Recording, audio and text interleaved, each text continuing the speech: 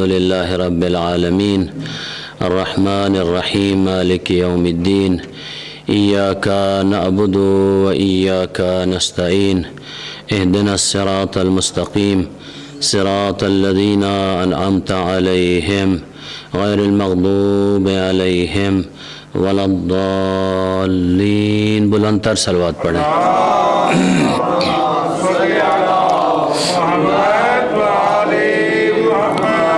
أعوذ بالله من الشيطان الرجيم. بسم الله الرحمن الرحيم. الحمد لله رب العالمين.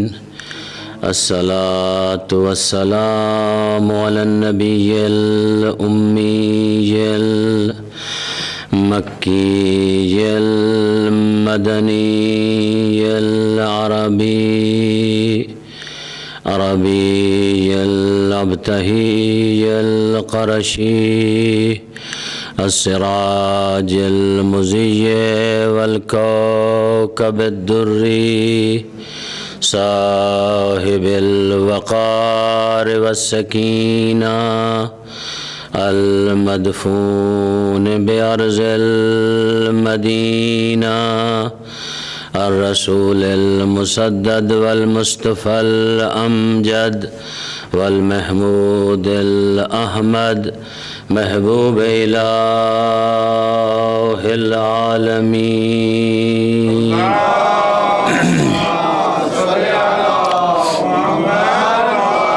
الذي كان المعراج سفره والبراق مركبه وسدرة المنتهى منزله وقاب قوسين أو أدنى مقامه وقال كنت نبيا وآدم بين الماء والطين.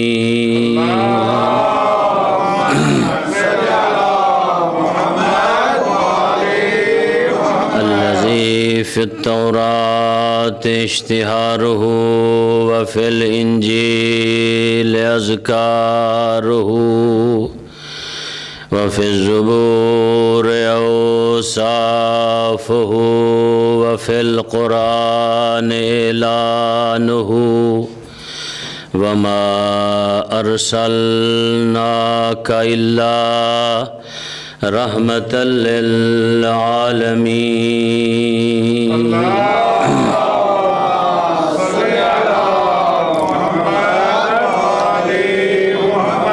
أما بعد فقد قال الله سبحانه وتعالى في كتابه المجيد وفرقانه الحميد وقوله الحق وهو أصدق القائلين. بسم الله الرحمن الرحيم.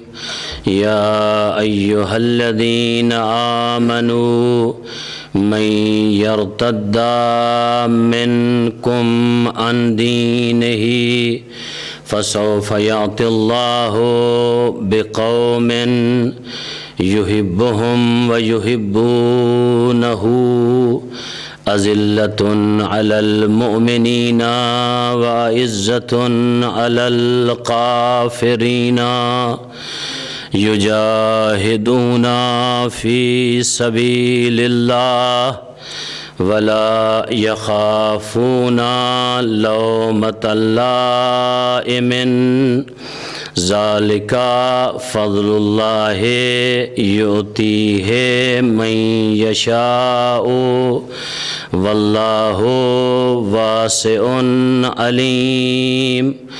انما وليكم الله ورسوله والذين آمنوا الذين يقيمون الصلاة ويؤتون الزكاة وهم راكعون.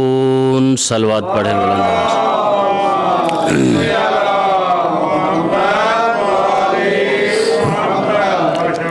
صاحبان دانش و فکر،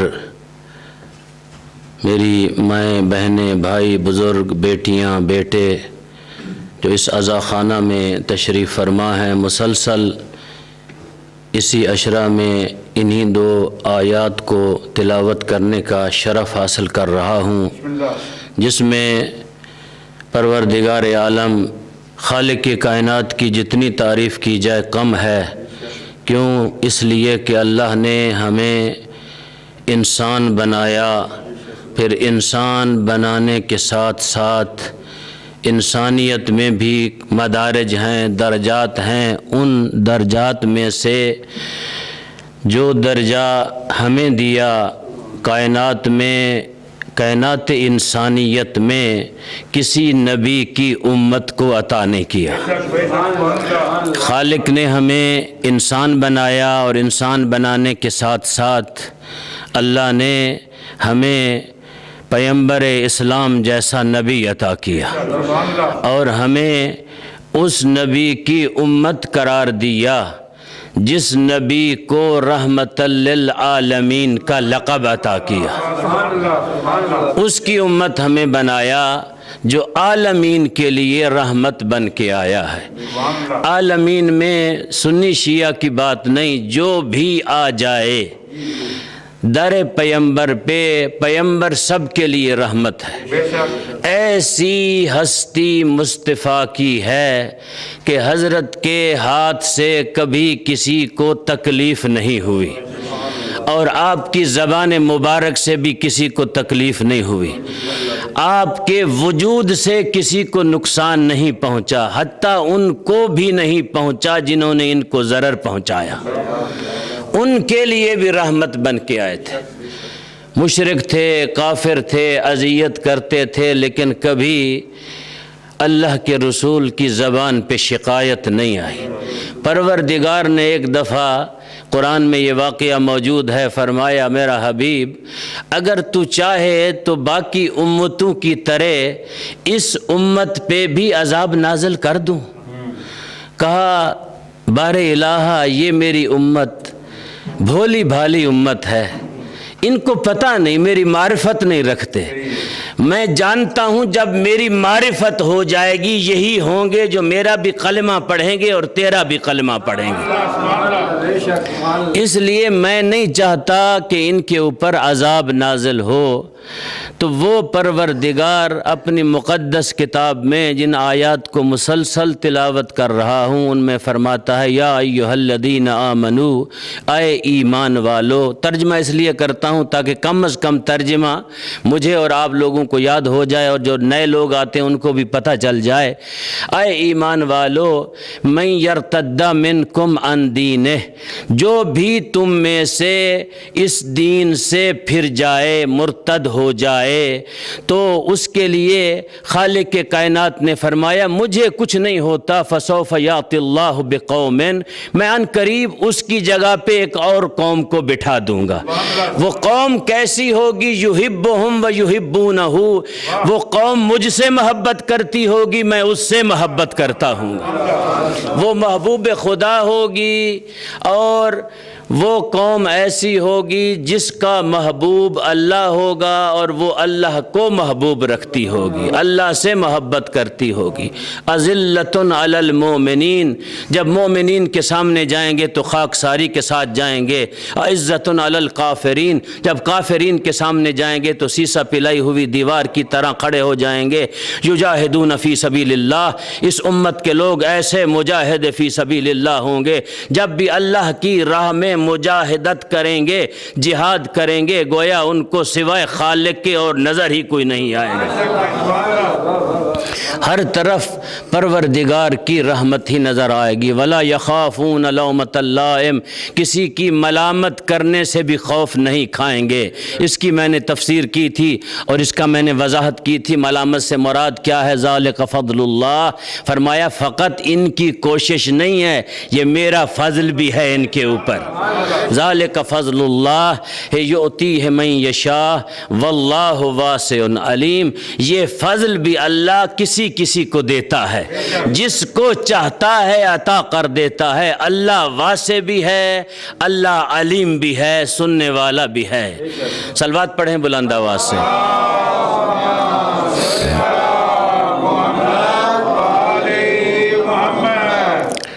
پھر کل جہاں میں نے چھوڑا تھا، انشاءاللہ آپ کو اگر آپ کی توجہات ہیں تو اگر آپ کو یاد بھی ہے کسی کو تو کہاں میں نے اختتام کیا تھا، تو وہاں سے ہم آگے جاتے ہیں۔ آج ایک مرحلہ آگے جائیں گے۔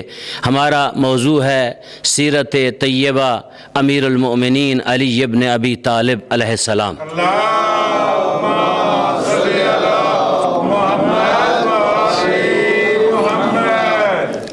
میں نے عرض کیا تھا کہ علی علیہ السلام نے نہج البلاغہ میں خطبہ قاصیہ میں خود فرمایا ہے کہ میرے کچھ امتیازات ہیں، خصوصیات ہیں۔ اللہ نے مجھے وہ امتیازات عطا کیے ہیں جو کسی اور کو عطا نہیں کیے، محمد مصطفیٰ کے علاوہ اور کسی کو عطا نہیں کیے۔ ان امتیازات میں سے ایک امتیاز جس کی طرف میں نے کل اشارہ کیا وہ یہ تھا کہ خالق کائنات نے یہ اعزاز میرے آقا علی کو عطا کیا کہ میرا آقا 1 مہینہ مصطفیٰ کے ساتھ غار حرا میں رہتا تھا اور حضرت کی عبادت کو بھی دیکھتا تھا، ریاضت کو بھی دیکھتا تھا۔ خود حضرت فرماتے ہیں پیغمبر اسلام، یا علی فقط تجھ میں اور مجھ میں فرق یہ ہے میں نبی ہوں اور تو امام ہے۔ جب فرشتہ آتا ہے وحی کا تو اس فرشتے کو بھی دیکھتا ہے جس طرح میں وحی کو سنتا ہوں۔ وحی لاتا مصطفیٰ پہ ہے لیکن علی بھی سنتا ہے اور مصطفیٰ بھی سنتا ہے۔ وحی لاتا فقط مصطفیٰ پہ ہے لیکن سنتے دونوں ہیں۔ اور آج کا جو پہلا اعزاز ہے میرے آقا نے فرمایا یہ بھی علی کو اعزاز حاصل ہے۔ اولین و آخرین میں میرے آقا علی نے اس پہ فخر کیا، فخر کر کے یوں بتایا صحابہ کرام کو مسجد نبوی میں، اے پیغمبر کے صحابیوں، میرے دوستوں، میرے پاس بیٹھنے والوں، تم میں اور مجھ میں فرق یہ ہے کہ میں نے پیغمبر کو مبعوث بالرسالت ہوتے ہوئے دیکھا۔ جب پیغمبر کو حکم ہوا کہ ظاہری طور پر رسالت کا اعلان کر دیا جائے تو یا میں تھا یا جبرائیل تھا یا مصطفیٰ تھا، اس کے علاوہ چوتھا کوئی نہیں تھا دیکھنے والا، حتیٰ خدیجۃ الکبریٰ بھی نہیں تھی۔ ہم 3 ہستیاں تھیں، جبرائیل یہ حکم لانے والا تھا، مصطفیٰ اس حکم کو سننے والا تھا، میں اس حکم کو دیکھنے والا تھا۔ گویا میرا آقا علی دنیا والوں کو یہ اعلان کر رہا ہے، دنیا والوں دیکھو مصطفیٰ کی رسالت کا جشن منانے والے یا میں تھا یا جبرائیل تھا اور خالق دیکھنے والا تھا۔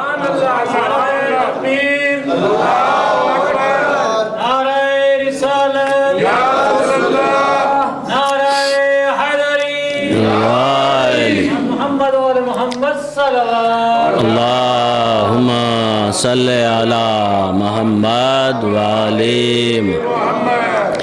اب جشن مناتے ہیں، محرم کے بعد ربیع الاول میں 17 ربیع الاول آئے گی، ایک خطیب بلائیں گے، لوگ آئیں گے، اکٹھے ہوں گے، لیکن یہ ایسا جشن ہے، کیا کمال کا جشن ہے۔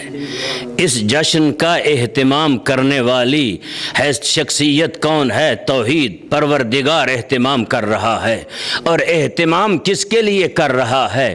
اس ہستی کے لیے کر رہا ہے جس کو کہتا ہے وجہ تخلیق کائنات ہے میرا مصطفیٰ۔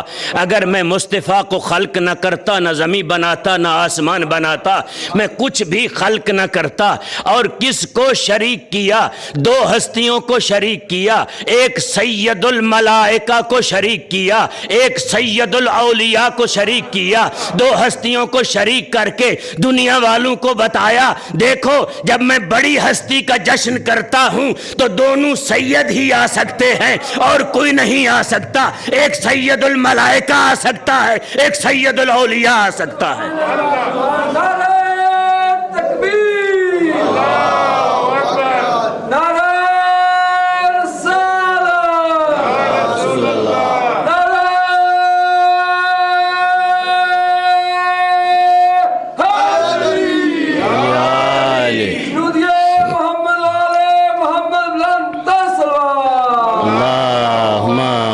صلی علی محمد وعلی محمد۔ چلو آپ کا بھی ایک امتحان لے لوں، پوچھ لوں آپ لوگوں سے بھی کہ خالق نے یہ جو اہتمام کیا، کیا مصطفیٰ کو خالق فرماتا میرا مصطفیٰ میں فقط تمہیں مبعوث بالرسالت کر دیتا ہوں، جا کے اس کو بتا دو۔ اس کی وجہ کیا تھی کہ اللہ نے جبرائیل کو حکم دے کے بھیجا، امیر المؤمنین کو وہاں ٹھہرایا تاکہ علی بھی وہاں ہو۔ اس کی وجہ کیا ہو سکتی ہے؟ اگر آپ کے پاس کوئی جواب ہو کسی کے پاس تو ابھی بھی دے سکتے ہیں۔ میں خطیب بھی نہیں ہوں، ایک طالب علم ہوں، ان طالب علموں میں ہوں کہ میرے لیے یہ کچھ ایسی بات انوکھی نہیں ہوتی، کوئی بندہ اگر نیچے سے بولے اور اپنا ایک پیغام پہنچائے اور میرے لیے مشکل ہو جائے۔ اگر آپ لوگوں کے اذہان عالیہ میں کوئی بات ہے تو آپ کر سکتے ہیں، ورنہ میں آپ کی خدمت میں بتائے دیتا ہوں۔ یہ بات ایسی بات ہے جس کو کسی ایک عام بندے نے تحریر نہیں کیا، لکھنے والا عام بندہ نہیں ہے، بلکہ یوں کہوں لکھوانے والا پروردگار ہے، لکھنے والا جبرائیل ہے، اور اس بات کو سنانے والا میرا مصطفیٰ ہے، اور اس بات کو درج کرنے والے اس دنیا میں وہ ہیں جن کو اللہ نے یہ اعزاز دیا کہ ولایت امیر المؤمنین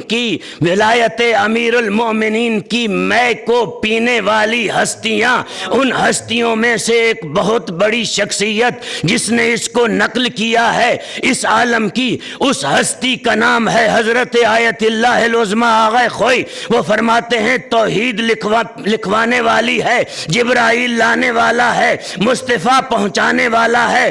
وجہ کیا تھی؟ فقط یہ دو لوگ تھے، باقی لوگوں کو بلایا کیوں نہیں؟ یا مصطفیٰ سے اعلان کروا دیتا۔ پروردگار ایک سنت جاری کرنا چاہتا تھا، دنیا والوں کو بتانا چاہتا تھا جب باقی چیزوں کے لیے دو گواہ مانگے جائیں، اگر مصطفیٰ کی نبوت کے لیے کوئی گواہ مانگے تو گواہ بھی معصوم ہونے چاہیے۔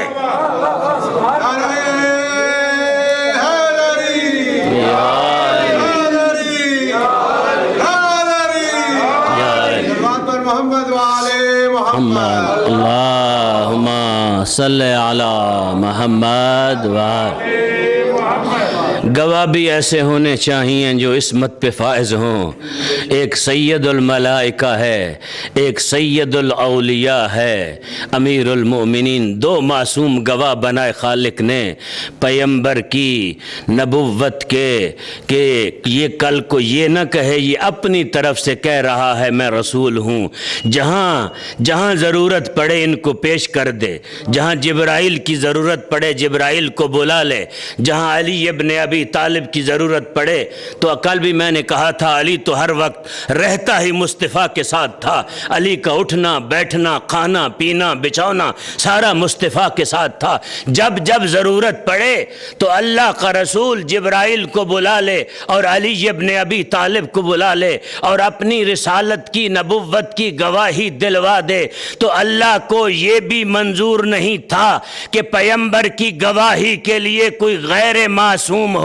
دو عصمت پہ فائز شخصیات کو اللہ نے گواہ بنایا پیمبر کی عصمت کا، تو بس وہی اللہ جو پیمبر کی عصمت کے لیے دو معصوم ہستیوں کو گواہ بنا رہا ہے، یہ کیسے ہو سکتا تھا؟ پیمبر کے وسیع کی ولایت کے گواہ غیر معصوم ہوتے جب پیمبر کی نبوت کے گواہ معصوم تھے، تو جب پیمبر نے علی ابن ابی طالب کی ولایت کا اعلان کیا تو وہاں پر بھی دو گواہ معصوم تھے۔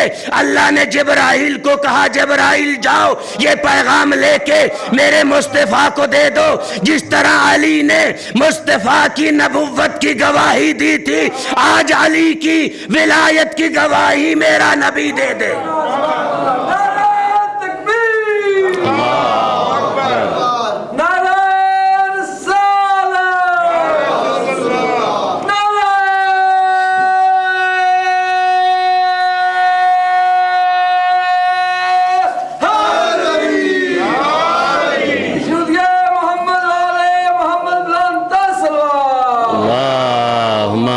صلی علی محمد وعلى محمد۔ خالق سیرت لکھ رہا ہے امیر المومنین کی، شیعو اپنے آپ کو کم نہ سمجھا کرو، اللہ نے آپ کو علی جیسا امام عطا کیا ہے۔ جس طرح آپ کا امام شریف ہے، اس طرح ہمیں بھی شریف ہونا چاہیے۔ تقاضا ہے، اگر ہم چاہتے ہیں ہمارا امام شریف ہو تو امام بھی چاہتا ہے میری رعیت شریف ہو۔ اگر ہم چاہتے ہیں ہمارا امام نمازی ہو تو امام کا بھی تقاضا ہے کہ ہمارے ماننے والے بھی نمازی ہوں، نماز پڑھنے والے ہوں۔ کیوں؟ میرے آقا علی کو اللہ نے یہ اعزاز عطا کیا ہے، قیامت کے دن جب لوگ عذر پیش کریں گے، ہر ایک چیز کے لیے میرے آقا علی کو پیش کیا جائے گا۔ نماز کے لیے عذر پیش کریں گے۔ مرحوم زیدی صاحب کہا کرتے تھے، اللہ ان کے درجات بلند کرے، کہ لوگ جھگڑیلو ہیں، کہیں گے اللہ سائیں آپ کے تو بال بچے نہیں تھے، بیوی نہیں تھی، گھر بار نہیں تھا، گھر کا کرایہ نہیں دینا پڑتا تھا، تو ہمارے تو بچے تھے، بیوی تھی، گھر کا کرایہ تھا، ڈنمارک میں رہتے تھے، کرایے بھی بڑے مہنگے تھے، تو اگر ہم نمازیں پڑھتے، روزے رکھتے تو پھر کاروبار کیسے کرتے، پیسے کہاں سے آتے، تو کھاتے کہاں سے؟ آپ کے تو بچے نہیں ہیں، کچھ نہیں ہیں، آپ نمازوں کے حکم دیے جا رہے ہیں، روزوں کا حکم دیے جا رہے ہیں۔ تو وہ فرمایا کرتے تھے، پھر میرے آقا علی کو آواز دے گا ہاتف غیبی، کہاں ہے میرا علی؟ بلاؤ اس کو، بلاؤ میرے علی کو، کہاں ہے علی ابن ابی طالب؟ جب علی پیش ہوں گے بارگاہ الہی میں، آواز پروردگار آئے گی، علی بتاؤ تیرے بھی بچے تھے، بیوی تھی، یہودی کے باغ میں کام بھی کرتا تھا، 1000 رکعت نماز بھی پڑھتا تھا۔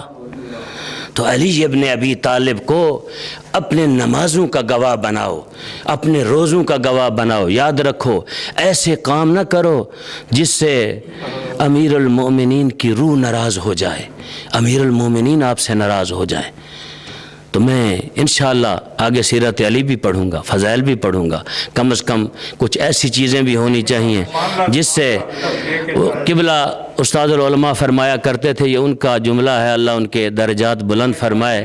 وہ فرمایا کرتے تھے کہ اگر کوئی بندہ 17 رکعت نماز نہیں پڑھ سکتا تو پھر چوہے مار دوائی لے کے مر جائے۔ اگر یہ بھی نہیں کر سکتا تو پھر اس کو مر جانا چاہیے، زندہ نہیں رہنا چاہیے۔ اگر 17 رکعت نماز، باقی نمازیں چھوڑ دیں، تہجد، باقی مستحبات نوافل چھوڑ دیں، کم از کم 17 رکعت نماز پڑھیں۔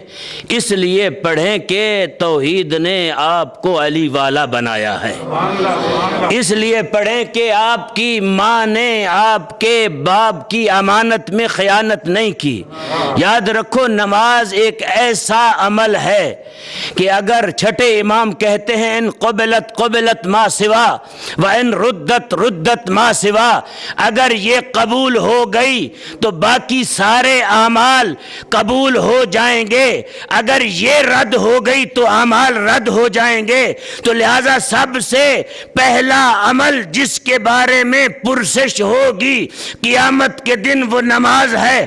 اگر نماز سے آگے گزریں گے نہیں تو ولایت علی تک پہنچیں گے نہیں تو علی آپ کی جنت کی ضمانت کیسے دے گا؟ تو لہذا علی والا وہ ہے جو علی کو شرمندہ نہ کرے، علی والا وہ ہے جو نماز پڑھتا ہو، علی والا وہ ہے جو صبح اٹھے مسجد سے نکلے نماز صبح پڑھ کے پھر کہے یا علی ہم تیرے ہیں اور تو ہمارا ہے۔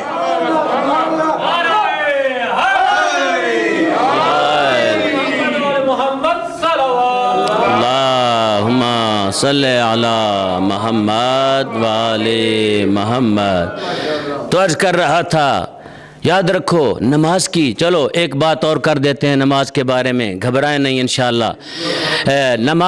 نماز کے بارے میں، نماز وہ عمل ہے جو کسی حالت میں معاف نہیں ہے، حتیٰ بیمار ہوں، حتیٰ غرق ہو رہے ہوں۔ میں بچوں کو جب ویکنڈ میں درس ہوتا ہے بچیوں کو اور بچوں کو بتاتا ہوں کیوں کہا گیا ہے نماز کو وقت پہ پڑھو۔ فارسی میں دکانوں کے اوپر ایران میں ایک شعر لکھا ہوتا ہے، بے نماز نہ گو کار دارم، بے کار بگو وقت نماز است۔ نماز سے مت کہو کام ہے، کام سے کہو نماز کا وقت ہے۔ بچوں سے میں کہتا رہتا ہوں کہ کیوں کہا گیا ہے وقت پہ پڑھو؟ ہم پڑھ سکتے ہیں، وسیع وقت ہوتا ہے، یہ نہیں کہ آپ کو پابند کر رہا ہوں۔ اس لیے کہا گیا ہے کہ کسی کو میرے آقا علی کہتے ہیں، جب میرے آقا علی سے کسی نے پوچھا یا علی پھر نماز کے وقت معین کیوں ہیں؟ فرمایا کہ کیا آپ کو اپنی زندگی پہ اختیار ہے؟ آپ زندہ رہنا آپ کے ہاتھ میں ہے، کیا موت پہ بھی آپ کو اختیار ہے؟ جب آپ کو اپنی زندگی اور موت پہ اختیار نہیں تو اس لیے خالق نے ایک معین وقت رکھا ہے، یہ نہ ہو تم دنیا سے چلے جاؤ اور بے نماز چلے جاؤ۔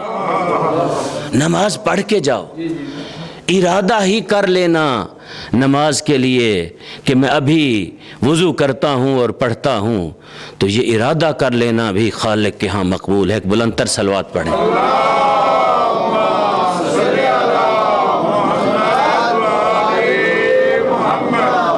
عرض کر رہا تھا کہ امیر المؤمنین کے امتیازات میں سے، خصائص میں سے، خصوصیات میں سے، فضائل میں سے، جو لوگ آسان لفظ امتیاز شاید کسی کو سمجھ نہ آئے، فضائل میں سے ایک فضیلت یہ ہے کہ علی گواہ ہے، کس کا؟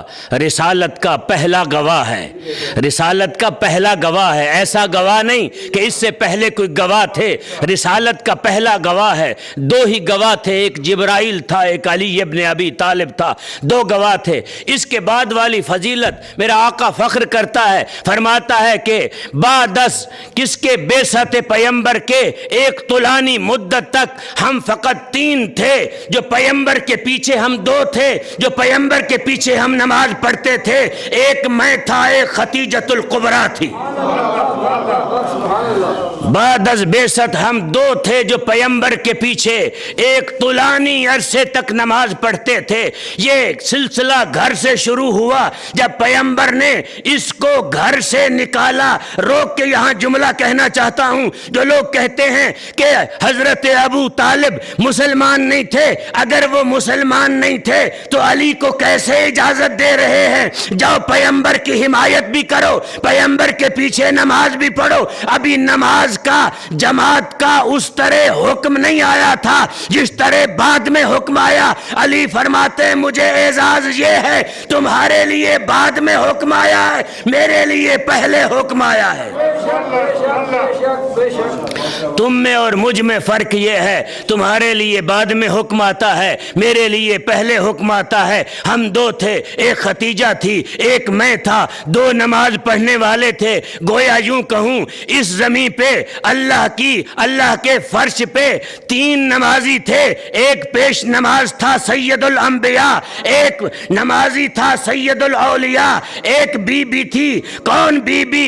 وہ بی بی جو محسنہ اسلام تھی، وہ سیدہ طاہرہ زکیہ، وہ بی بی جس کے بارے میں پیمبر کہتے ہیں خدیجہ نے اس وقت میری حمایت کی جب حمایت کرنے والا کوئی نہیں تھا، اس وقت مال دیا جب مال دینے والا کوئی نہیں تھا، خدیجہ نے وہ کام کیا، ایسا کام آج تک کسی نے نہیں کیا۔ پیمبر فرماتے ہیں خدیجہ نے اپنی ساری دولت لے آ کے، میں اپنی ماؤں بہنوں کو ایک جملہ دینا چاہتا ہوں، اور خدیجۃ الکبریٰ کی سیرت پہ عمل کرو۔ اگر پیسہ آ جائے یہ نہ سمجھو میرا پیسہ ہے، شوہر سے کہو تم کما کے لے آؤ، تم پیسہ لاؤ گے تو پھر خرچ ہوگا۔ اور خدیجہ کا مال تھا، پیمبر کے پاس کچھ نہیں تھا، ساری دولت لے آ کے قدموں میں رکھ دی۔ دیکھ کر عرض کرتی ہیں یا رسول اللہ آج کے بعد یہ میرا نہیں، یہ تیرا ہے۔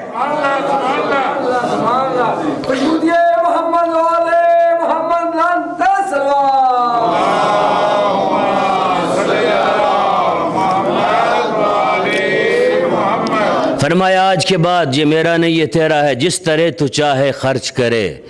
اور ایک مشورہ بھی دیا، کیا کہنا، کیا کمال تھا جناب خدیجۃ الکبریٰ کا۔ ایک مشورہ دیا پیغمبر اسلام کو، کہا یا رسول اللہ عرب کے جتنے یہ مشرکین ہیں مکہ میں رہتے ہیں، بڑے بڑے جو ابو ہیں، یہ سارے میرے مقروض ہیں۔ تم ایسے کرو، کعبۃ اللہ میں ایک پردہ لگاؤ، پردہ لگا کے ان سارے ابوؤں کو بلاؤ اور مجھے لے جاؤ اپنے ساتھ۔ آج میں ایک بات کرنا چاہتی ہوں۔ جناب پیغمبر اسلام نے ختیجۃ الکبریٰ کا مشورہ مانا، ان ابوؤں کو بلایا، سب ابو اکٹھے ہو گئے۔ جب آ گئے تو ختیجۃ الکبریٰ نے کہا یا رسول اللہ، ان کو کہہ دو جو آپ کا کلمہ پڑھتا جائے میں اپنا مال معاف کرتی جاؤں گی۔ جو آپ کا کلمہ پڑھتا جائے میں اپنا مال معاف کرتی جاؤں گی۔ ایسی کوئی خاتون لے کے آؤ، ایسی باعظمت بی بی لے کے آؤ جس کا مقام اور عزت و شرف یہ ہو۔ ایک شخص ہے جو کہ عطر کی تجارت کیا کرتا تھا، ایک صلوات پڑھیں بلند آواز سے۔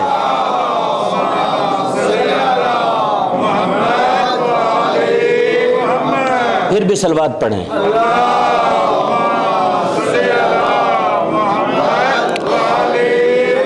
جس کا نام تاریخ نے عنیف بن قیس لکھا ہے، عطر کی تجارت کیا کرتا تھا۔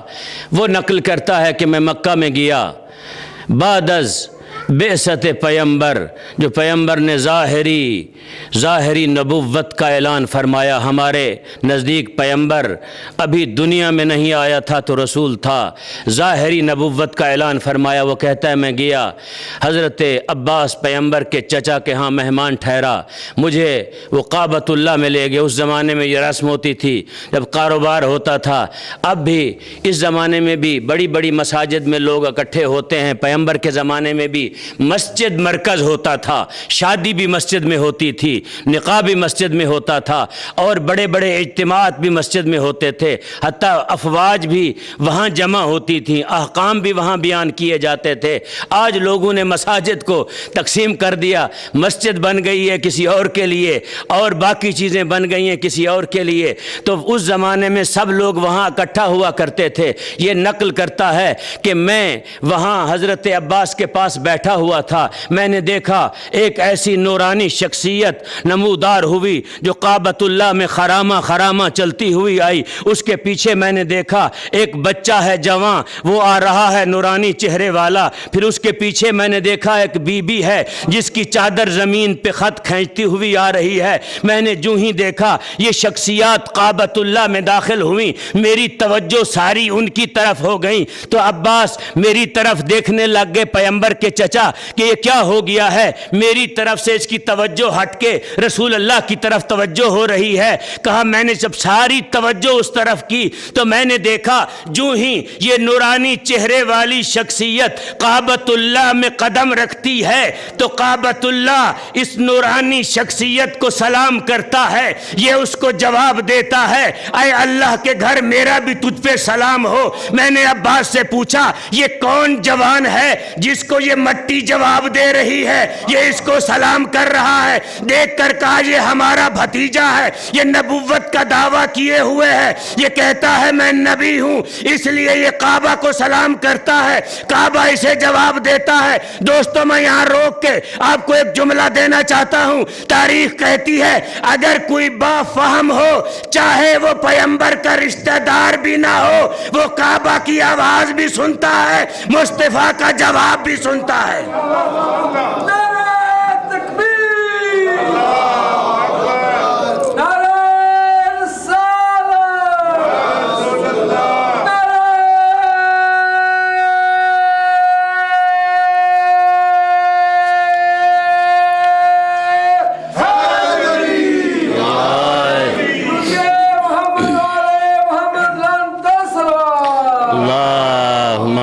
صلی علی محمد وآلہ۔ اگر انسان کے شعور میں نبوت بستی ہو، چاہے عطر بیچنے والا ہو، تو پھر نبوت اس کو سمجھ آتی ہے۔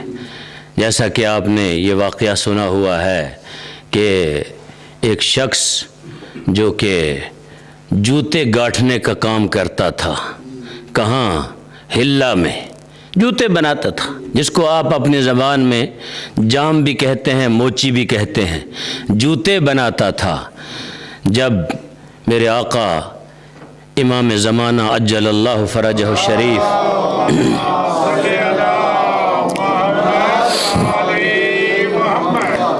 سے ایک عالم نے جب بار بار دعائیں کی گئیں کہ آقا آئیں ظہور فرمائیں، تو ایک مقدس عالم کا انتخاب کیا گیا۔ اس نے التجا کی میرے آقا ملے اور دیکھ کر فرمایا کہ 3 لوگوں کو بلاؤ۔ میں پورا قصہ نہیں پڑھنا چاہتا، صرف میں بتانا چاہتا ہوں کہ معیارات کیا ہیں اہل بیت کے ہاں۔ یہ معیار نہیں ہے کہ کوئی چودھری ہے، ملک ہے، پیسہ زیادہ ہے، سید ہے۔ معیار یہ ہے کہ ان کو چاہتا کتنا ہے، محبت کتنی ہے ان کے ساتھ، دوستی کتنی ہے ان کے ساتھ۔ یہ معیارات ہیں۔ یہ معیار نہیں ہے کہ انسان کہے کہ میں بڑا ہوں، میرے پاس پیسے زیادہ ہیں، امام ہمارے گھر آئیں گے۔ یہی مشرکین مکہ بھی کہتے تھے، نبوت ہمارے گھر میں کیوں نہیں آئی، پیسہ ہمارے پاس زیادہ ہے۔ یتیم عبداللہ کے پاس نبوت چلی گئی جو غریب ہے۔ تو اللہ کے ہاں یہ معیارات نہیں ہے، یہ معیار ہے کہ اللہ سے محبت کتنی کرتا ہے، اللہ کا دوست کتنا ہے، اللہ کو چاہتا کتنا ہے۔ تو اس عالم کو امام نے فرمایا کہ ہلے میں ایک جوتے گاٹھنے والا ہے، وہ ایسا بندہ ہے جس کے ہاں ہم ہر جمعرات کو جاتے ہیں، اس کے پاس ہم ہر جمعرات کو جاتے ہیں، گاٹھتا جوتے جاتے ہیں۔ پوچھا مولا وجہ کیا ہے؟ کہا وہ ہمارا مخلص مومن ہے، وہ ہمیں دل سے چاہتا ہے، وہ ہم سے محبت کرتا ہے، وہ ایسی محبت نہیں کرتا جو زبانی کلامی محبت ہو، وہ حقیقی محبت کرتا ہے۔ ہم اگر چاہیں اس سے کہیں کہ اپنے آپ کو کاٹ دو تو وہ کاٹ دے گا، اس طرح کی محبت کرتا ہے۔ اللہ کو ایسے محب چاہیے، ایسے محب نہیں چاہیے کہ جو فقط اپنے کام کے لیے بارگاہ الہی میں سجدہ ریز ہو جائیں۔ جب ہمیں کام ہو، یہاں اسی کوپن ہیگن میں میرا بھی 21 سال کا تجربہ ہے، مشاہدہ بھی ہے، ایسے لوگ بھی میں نے دیکھے ہیں، جب مشکل آ جائے تو وہی علم کو پکڑ کے بیٹھے ہوتے ہیں، جب مشکل ہٹ جائے تو علم کے نزدیک ہی نہیں آتے۔ گویا جب مشکل ہو، یہی ہمارے رویے جو ہیں سیم وہی ہیں جو مشرکین مکہ کے تھے۔ جب ان کو مشکل پیش آتی تھی تو وہ جھکتے تھے، جب مشکل ختم ہوتی تھی تو وہ چھوڑ دیتے تھے۔ تو ہمارا رویہ ایسا ہونا چاہیے، چاہے مشکل ہو یا نہ ہو، ہم ہر وقت آئیں غازی کے علم کو سلام کریں، اس لیے کہ اس نے وفا کی ہے۔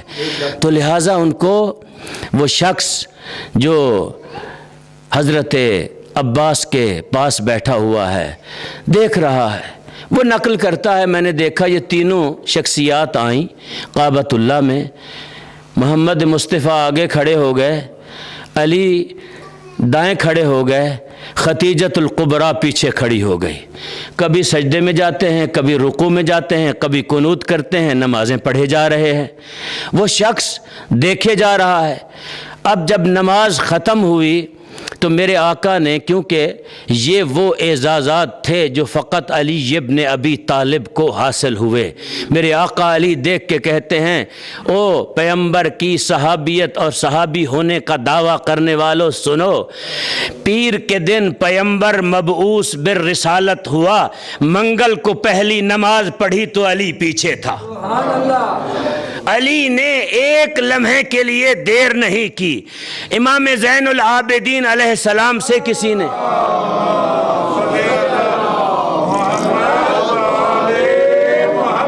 پھر بھی صلوات پڑھیں،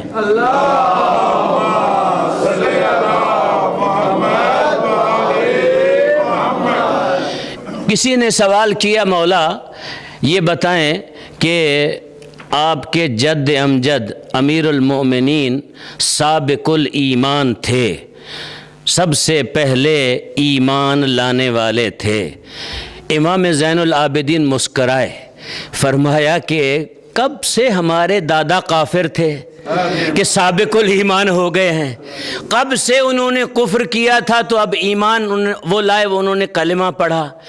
امام فرماتے ہیں کہ یہ باتیں بعد والے لوگوں نے بنائی ہیں، انہوں نے اس لیے بنائی ہیں، اس کو مفتی صاحب نے سیرت امیر المومنین میں لکھا ہے، اس لیے بنائی ہیں کہ کسی شخص کے بارے میں لکھوانا چاہتے تھے کہ بچوں میں علی سب سے پہلے اسلام لانے والا ہے اور بڑوں میں حضرت فلاں سب سے پہلے ایمان لانے والے ہیں۔ امام فرماتے ہیں آپ کو کس نے کہا ہے کہ سب سے پہلے بچوں میں علی ایمان لانے والے ہیں؟ کہا کوئی اور بچہ تھا ہی نہیں جو ایمان لاتا، تو آپ یہ کہتے کہ بچوں میں امیر المومنین ہیں۔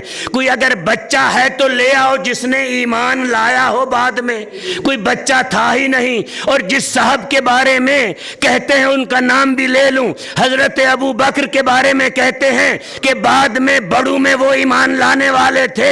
امام فرماتے ہیں اس زمانے میں یہ شخص تو یہاں تھا ہی نہیں، یہ تو یمن گیا ہوا تھا، تو یہ کس طرح بڑوں میں ایمان لانے والا ہے؟ تو یہ تو فقط ہمارے جد کی عظمت کو کم کرنے کے لیے کہا گیا ہے۔ کہا یہ سارے بہت دیر بعد اسلام لے کے آئے ہیں۔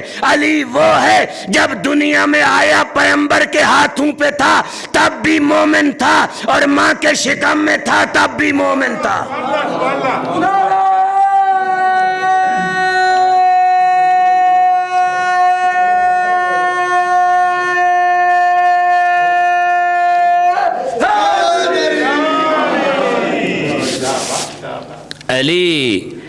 علی کے ایمان کی سبقت اور یہ کہنا سابق الایمان ہے، امام فرماتے ہیں یہ جفا ہے ہمارے دادے کے ساتھ، جد کے ساتھ۔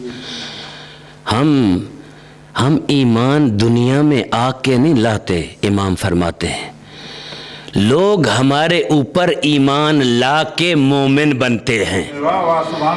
ہم وہ ہیں جب تک ہماری تصدیق نہ کریں تو لوگ صاحب ایمان نہیں ہو سکتے۔ اگر ہم ایمان بعد میں لائیں تو پھر اللہ امام فرماتا ہے لوگوں کو کیوں حکم دے ہماری امامت کا، ہماری عصمت کا، ہمارا کلمہ پڑھنے کا، تو ہم سابق الایمان نہیں ہیں، بلکہ امام فرماتے ہیں ہمارے وجود میں اس طرح ایمان بستا ہے جس طرح ہماری رگوں میں خون بستا ہے۔ اس طرح ہمارے وجود میں ایمان ہے جس طرح ہماری رگوں میں خون موجود ہے۔ ہمیں کہنا کہ ہم سابق الایمان ہیں، بچوں میں فلاں ایمان لایا، بڑوں میں فلاں ایمان لایا، ہمارا مقابلہ کسی اور سے نہ کرو۔ اگر ہمارا مقابلہ کرنا ہے تو امام فرماتے ہیں پھر انبیاء کی صف میں نگاہ کرو، کہیں نہ حضرت نوح کو لے کے آؤ، آدم کو لے کے آؤ، ابراہیم کو لے کے آؤ، یوسف کو لے کے آؤ، یونس کو لے کے آؤ، حضرت عیسیٰ کو لے کے آؤ، موسیٰ کو لے کے آؤ۔ ہمارا کسی ایسے بندے سے مقابلہ نہ کرو جس کا مقابلہ ہمارے نوکروں سے بھی نہیں کیا جا سکتا۔ خوشنودی محمد والے محمد بلند سلوات۔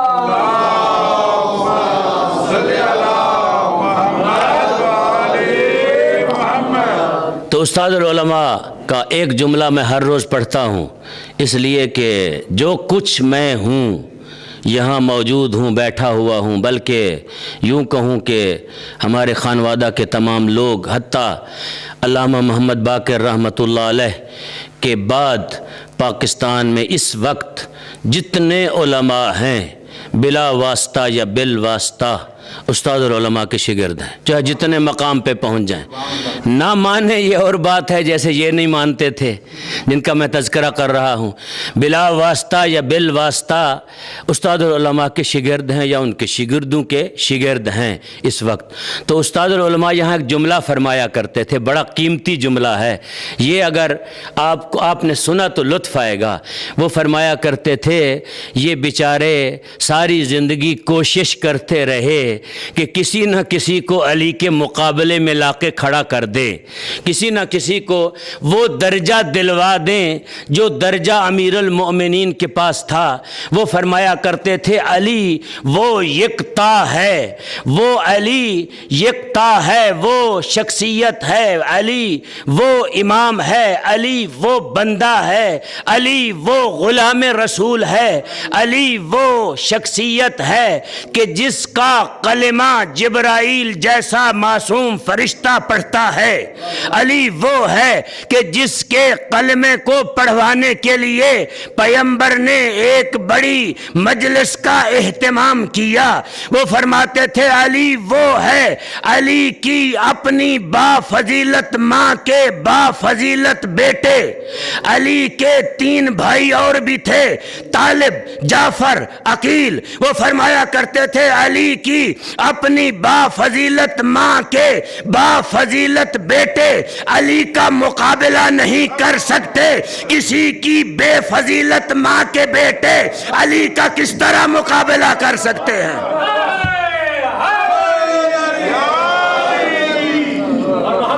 محمد صلوات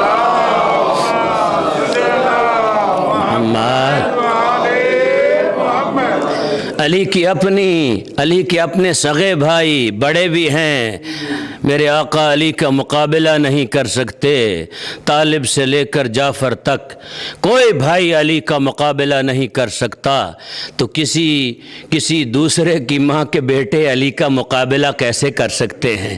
کسی نے پوچھا استاد العلماء سے، اس مجلس میں میں تھا، کہ کیا ان میں اور ان میں فرق کیا ہے فضیلت میں؟ وہ فرمایا کرتے، وہ پڑھتے تھے سرائکی میں، کیونکہ سرائکی میں پڑھ نہیں رہا، تو وہ فرمایا کرتے تھے کہ مقابلہ تو وہاں ہوتا ہے اس میں بھی فضیلت ہو اور اس میں بھی فضیلت ہو، اس میں تھوڑی کم ہو اس میں تھوڑی زیادہ ہو، وہاں مقابلہ کیا جا سکتا ہے۔ وہ فرمایا کرتے تھے اگر مقابلہ علی کا کرنا ہے تو پھر انبیاء کی صف میں دیکھ، کسی ایسے جاہل کا مقابلہ علی سے نہ کر جس کا علم مجھ سے بھی کم ہو، ایسے جاہل کو نہ لے کے آ کہ جس کا علم مجھ سے بھی کم ہو، اور ایسے جاہل کو بھی نہ لے کے آ جو یہ کہے اگر ٹیڑھا ہو جاؤں تو سیدھا کر دینا، اگر مسئلے سے بھول جاؤں تو اپنی بیٹی سے پوچھ کے بتا دوں گا۔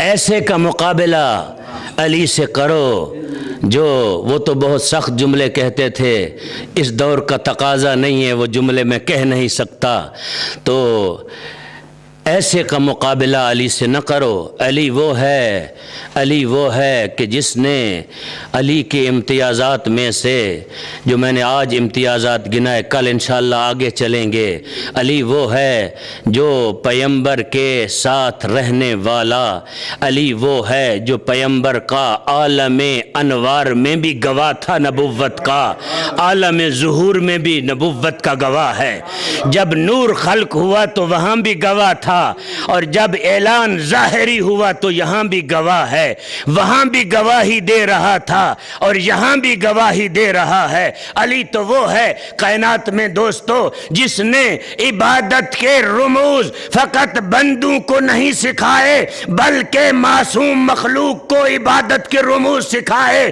علی سے اگر پوچھنا ہے تو آؤ علی سے پوچھو، جبرائیل جیسا معصوم فرشتہ جب اللہ نے جبرائیل کو خلق کیا، خلق کر کے حکم دیا کہ میری عبادت کرو، اور پوچھا بتا تو کون ہے اور میں کون ہوں، جبرائیل دیکھ کے کہتے ہیں باریلا تو ہے اور میں ہوں۔ علی ابن ابی طالب کے نور نے آواز دی جبرائیل خبردار، تو میں والی باتیں نہ کرو، کہو میں بندہ ذلیل ہوں، تو رب جلیل ہے۔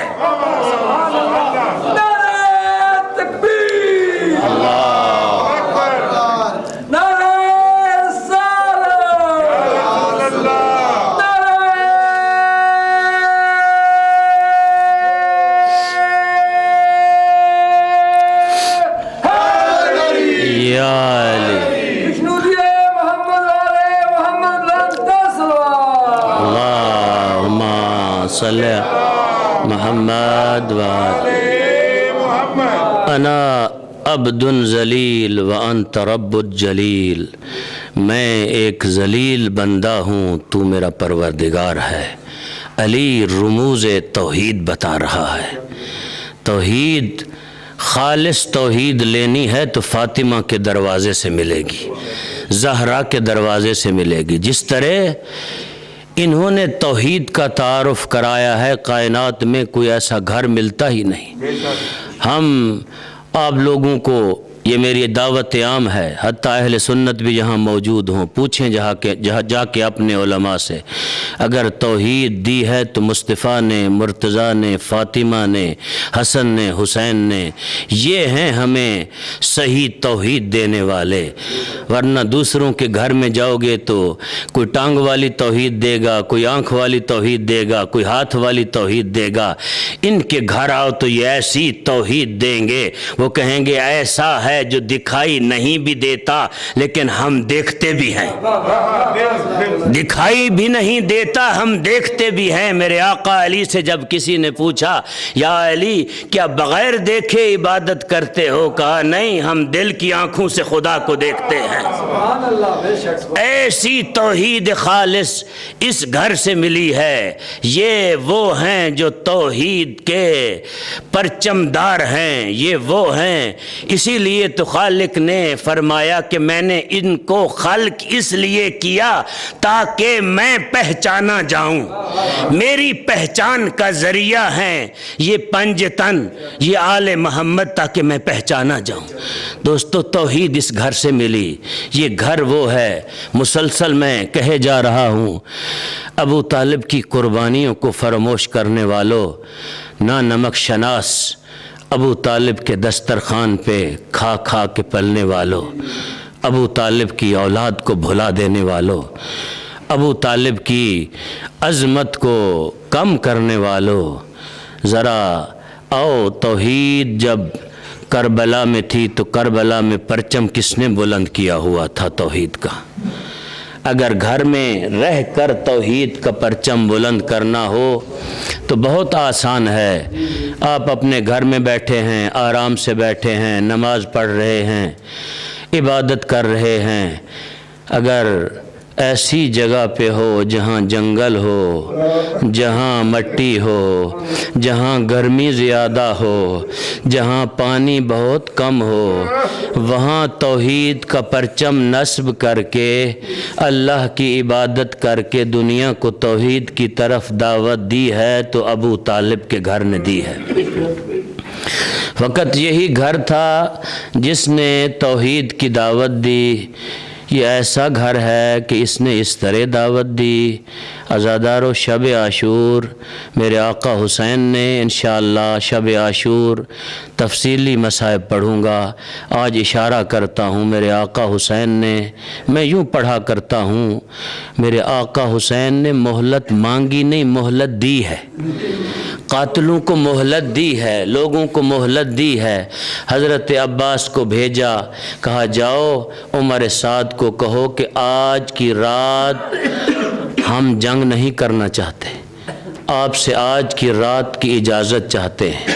عزادارو، 3 کام اور 3 وجہ مورخین نے لکھی ہیں۔ پہلی وجہ، حسین کو عشق تھا توحید کے ساتھ، حسین عبادت کرنا چاہتے تھے اللہ کی، اس لیے میرے آقا حسین نے یہ رات مانگی کہ اللہ کی عبادت کرے۔ دوستو، میں کہا کرتا ہوں، جن کا امام عبادت کے لیے رات مانگے، ہماری نماز قضا ہو جائے اور ہم عزاداری میں آئیں، کھانا بنائیں، کچن میں رہیں، باقی کام کریں لیکن نماز نہ پڑھیں، یہ امام حسین کی رضایت کا سبب نہیں ہے، یہ امام حسین کی ناراضگی کا سبب بن سکتا ہے۔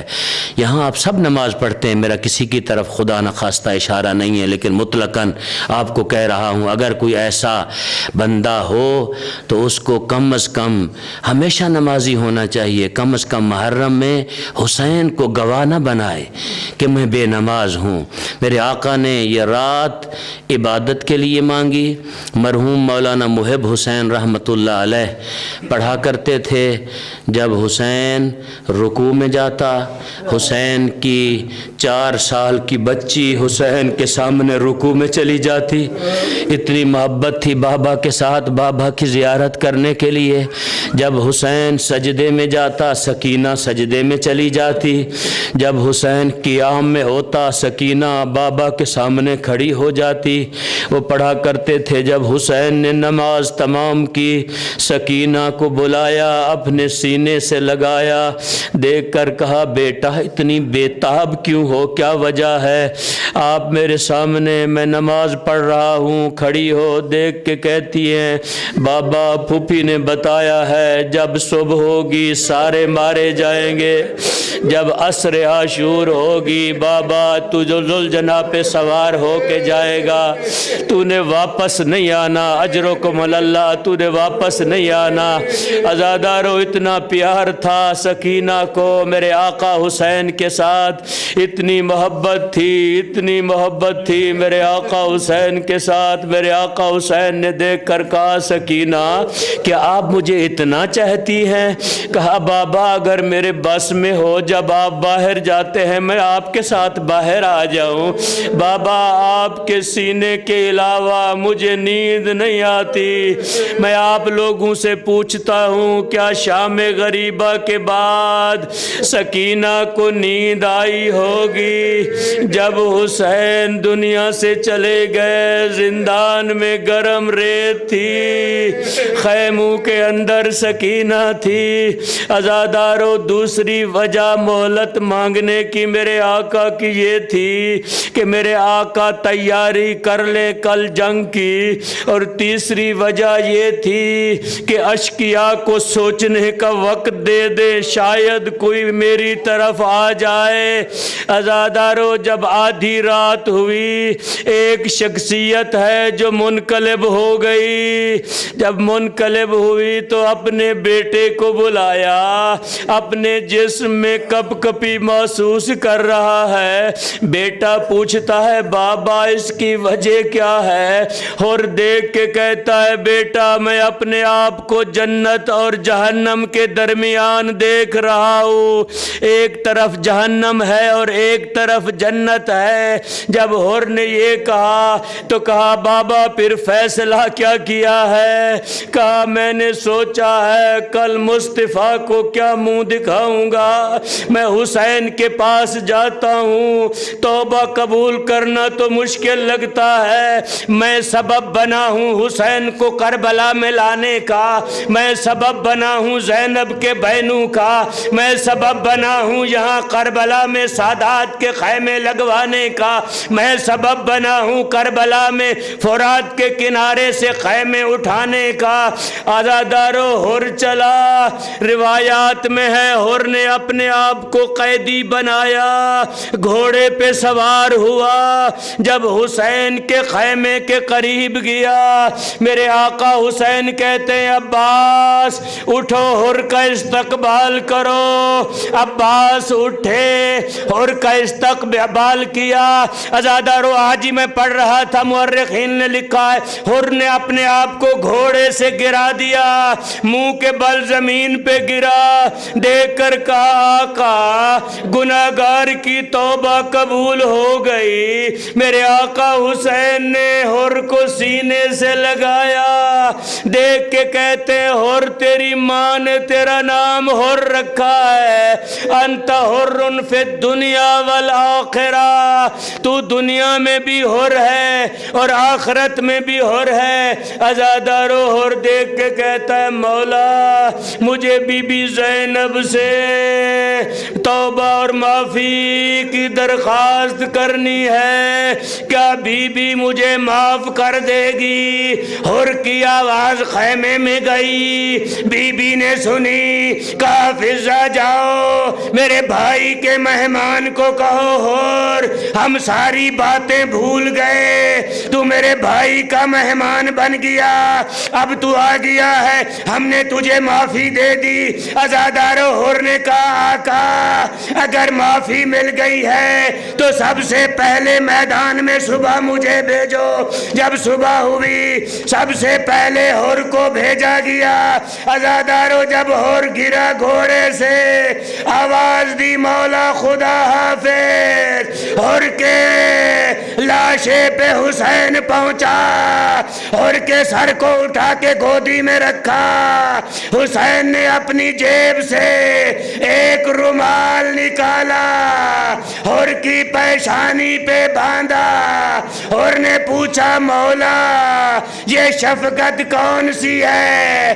کہا ہور یہ اماں زہرا نے رومال بنایا تھا جو تیری پیشانی پہ باندھ رہا ہوں۔ عزادارو ایک منزل اور، آج ہم نے آپ کو لے جانا ہے کربلا میں اس شہید کی شہادت پڑھنی ہے جو 13 سال کا جوان تھا، جو حسن کا شہزادہ تھا، قاسم جس کا نام تھا۔ عزادارو جب شب عاشور ہوئی مولا حسین خیام کا جائزہ لے رہے ہیں، ایک خیمے کے قریب سے گزرتے ہیں جہاں ایک بی بی 13 سال کے بچے کو اپنی گود میں لے کے بیٹھی ہے، بالوں میں ہاتھوں سے کنگھی کر رہی ہے، دیکھ کے کہتی ہے قاسم میں بیگانی کف کی ہوں، کل جب ظہر کا ٹائم ہوگا سب تیرے چچا پہ قربان ہوں گے، جا کے تو نے بابا کی طرف سے قربان ہونا ہے۔ قاسم دیکھ کے کہتا ہے اماں میں کئی دفعہ چچا کے پاس گیا ہوں، چچا نے مجھے اجازت نہیں دی۔ عزادارو اب سنو گے، بی بی نے کہا جاؤ عباس کو بلا کے لے آؤ۔ عباس آئے، فروہ نے اپنی قربانی کو آگے رکھا، خود پیچھے چلی، حسین کے خیمے میں گئی۔ جب حسین کو پتا چلا فروہ آ گئی ہیں، حسین کھڑے ہو گئے استقبال کے لیے، دیکھ کے کہتے ہیں قاسم کی اماں تو حسن کی بیوہ ہے، تو ماں کی جگہ پہ ہے، مجھے خیمے میں بلا لیتی۔ کہا جب کسی کو کام ہو تو وہ خود چل کے آتا ہے۔ دیکھ کر کہا کیا میرے بیٹے کی قربانی قبول نہیں ہے؟ حسن کا یتیم جو کئی دفعہ آیا ہے آپ نے اس کو قبول نہیں کیا۔ عزادارو سنو گے، امام حسین دیکھ کے کہتے ہیں فروہ جب حسن کی زیارت کی ضرورت پڑتی ہے میں قاسم کی زیارت کرتا ہوں، قاسم کو رہنے دیجئے۔ عزادارو جب مایوس ہو کے بی بی اٹھنے لگی، بی بی کے ذہن میں ایک بات آئی، دیکھ کے کہتی ہیں قاسم تیرے بابا نے ایک تعویذ باندھا تھا۔ عزادارو وہ تعویذ کھولا، امام حسین کو دیا، امام حسین نے تعویذ کو پڑھا، لکھا ہوا تھا حسین کربلا میں میں نہیں ہوں گا، میری طرف سے میرے بیٹے کو قاسم کو میری قربانی سمجھ کر کربلا کے میدان کارزار میں بھیج دینا۔ عزادارو جب صبح عاشور ہوئی سب جانے لگے ایک ایک کر کے، اب قاسم کی باری آئی، حسین نے عباس کو بلایا، ذوالجناح منگائی، یہ پہلا شہید تھا جس کے کپڑے حسین نے چاک کیے، قاسم کو اٹھا کے زین میں بٹھایا، 13 سال کا بچہ جب زین میں بیٹھا میدان کارزار میں گیا، ساری باتیں چھوڑ کے عزادارو وہ وقت آیا ایک ظالم نے گرز مارا، قاسم گھوڑے سے گرا، پاؤں رقابوں میں پھنسے، آواز دی چچا میرا سلام، ظالموں نے حملہ کیا، لاش ٹکڑوں میں بٹ گئی، حسین اٹھے، قاسم کے لاشے پہ آئے، مورخین لکھتے حسین نے آواز دی قاسم، ہر طرف سے آواز آئی جی وقت کا امام۔ اب حسین نے کیا کیا؟ اپنی ابا کو بچھا دیا، لاش کے ٹکڑے اکٹھے کیے، اکٹھے کر کے گٹھڑی بنائی۔ حسین گٹھڑی لے کے خیمے کی طرف گیا، کبھی خیمے کے اندر جانے کی کوشش کرتا ہے پھر باہر آتا ہے۔ ایک دفعہ جب خیمے میں گیا، بہن کو دیکھا، بی بی کہتی ہے بھیا قاسم کو نہیں لایا، دیکھ کے کہتے ہیں یہی قاسم ہے جس کو لایا ہوں، فروہ کو بلاؤ۔ جب فروہ کو بلایا گیا، عزادارو جناب فروہ دیکھ کے کہتی ہے زینب حسین کو کہو پشت کر جائے، میں بیٹے سے ملنا چاہتی ہوں۔ بی بی دو زانو ہو کے بیٹھ گئی، ایک ٹکڑا اٹھاتی ہے، سینے سے لگاتی ہے، پھر رکھ دیتی ہے، پھر ٹکڑا اٹھاتی ہے، پھر رکھ دیتی ہے۔ کئی ٹکڑے اٹھائے، کربلا کی زمین میں زلزلہ آیا۔ حسین نے دیکھ کر کہا زینب فروہ کا ہاتھ پکڑو، فروہ کو کیا ہو گیا ہے؟ بی بی کہتی ہے حسین بیٹے کے رخسارے ڈھونڈ رہی ہو، قاسم کے رخسارے نہیں مل رہے۔ ماتم حسین۔